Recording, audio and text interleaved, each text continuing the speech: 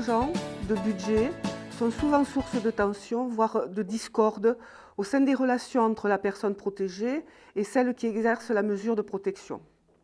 Pourtant, le simple respect du cadre légal permettrait la plupart du temps de les éviter. Stéphane va nous rappeler quelques règles à appliquer en la matière.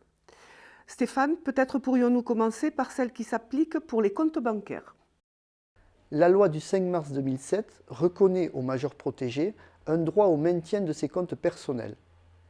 L'article 427 du Code civil précise que le curateur ou le tuteur chargé de sa protection doit maintenir les comptes ouverts au nom du majeur protégé et que la personne chargée de la mesure de protection ne peut donc procéder sans autorisation du juge des tutelles ni à la modification des comptes ou livrets, ni à l'ouverture d'un autre compte ou livret. L'objectif étant de ne pas perturber la personne dans ses habitudes, il faut envisager tout changement avec beaucoup de précautions.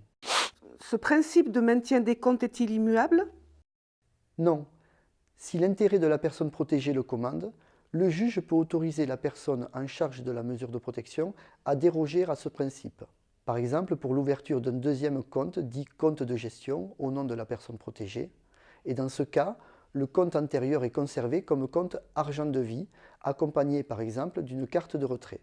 Ou encore pour le transfert de compte vers un autre établissement bancaire, ce type d'opération doit être réalisé uniquement dans l'intérêt du majeur protégé et pour de justes motifs, comme pour éviter des frais de gestion ou pour la proximité du nouveau lieu de vie ou l'adaptation à l'autonomie de la personne protégée. Peux-tu nous expliquer ce qu'il en est des opérations bancaires et de la gestion du patrimoine? Les opérations bancaires doivent être réalisées exclusivement au moyen des comptes ouverts au nom de la personne protégée. Les fruits, produits et plus-values générés par les fonds et les valeurs appartenant à la personne protégée lui reviennent exclusivement.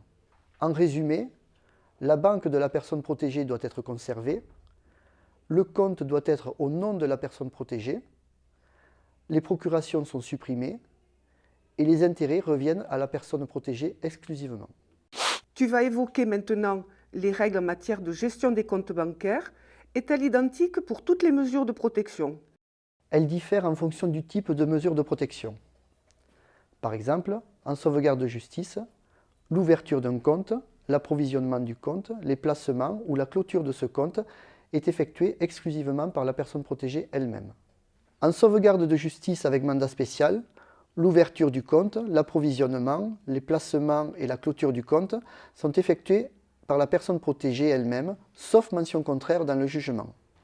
En curatelle simple, tout comme en curatelle renforcée, l'ouverture et la clôture du compte sont effectuées par la personne protégée avec l'assistance du curateur et en accord avec le juge des tutelles, alors que l'approvisionnement et le placement sont effectués par la personne protégée avec l'assistance du curateur. Enfin, en tutelle, l'ouverture du compte, l'approvisionnement, les placements et la clôture du compte sont effectués par le tuteur avec l'accord du juge des tutelles. Un autre aspect mérite qu'on s'y attarde quelques instants, car il semble qu'il ne soit pas toujours bien compris. Il s'agit de l'excédent de gestion. Qu'est-ce que l'excédent de gestion? L'excédent de gestion ne concerne que la curatelle renforcée. L'article 472 du Code civil précise que le curateur perçoit seul les revenus de la personne en curatelle sur un compte ouvert au nom de cette dernière, assure lui-même le règlement des dépenses auprès des tiers et dépose l'excédent sur un compte laissé à la disposition de l'intéressé ou le reverse entre ses mains. L'excédent, c'est la somme disponible après que toutes les dépenses budgétées aient été provisionnées. Cela signifie donc que le curateur ne peut pas constituer une épargne en prévision de l'avenir? La notion de dépense peut impliquer la constitution d'économies dès lors que ces dernières ne sont que le provisionnement de dépenses courantes, fixes ou prévisibles. Ce provisionnement de dépenses ne peut nuire au train de vie de la personne protégée, ni permettre que le curateur constitue une épargne au nom de la personne protégée dans un but autre que celui de participer à son bien-être présent et à venir. L'élaboration d'un budget est donc indispensable en curatelle renforcée. Un budget en curatelle renforcée, mais pas pour les autres mesures. En tutelle, c'est une obligation. Le tuteur arrête le budget de la tutelle en déterminant, en fonction de l'importance des biens de la personne protégée et des opérations qu'implique leur gestion, les sommes annuellement nécessaires à l'entretien de celle-ci et au remboursement des frais d'administration de ces biens. Le tuteur en informe le conseil de famille ou le juge de tutelle. En conclusion, la tutelle et la curatelle ne peuvent viser la préservation des intérêts successoraux.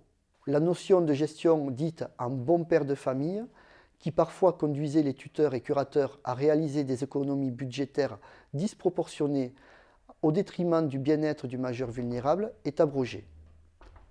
L'article 496 du Code civil prône des soins prudents, diligents et avisés dans le seul intérêt de la personne protégée. Rappelons que la protection juridique a pour finalité l'intérêt de la personne protégée en favorisant, dans la mesure du possible, son autonomie. Vous pourrez retrouver toutes ces informations sur un diaporama enregistré sur cette même mallette que nous vous invitons à consulter.